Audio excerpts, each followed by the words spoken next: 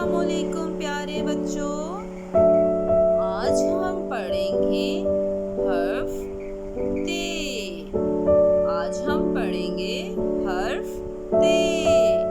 ते अपने खानदान का तीसरा फर्द है। ते अपने खानदान का तीसरा फर्द है। ते किसके बाद आता है? बे और पे के बाद।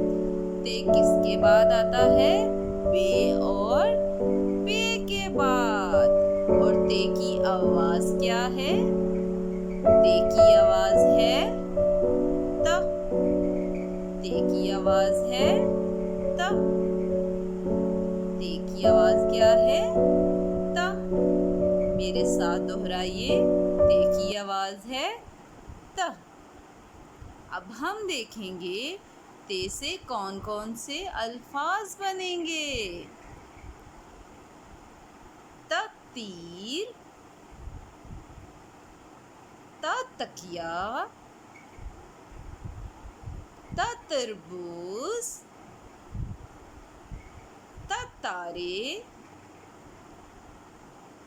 त ताज, त तितली, त ताला, त तलवार, त तराजू,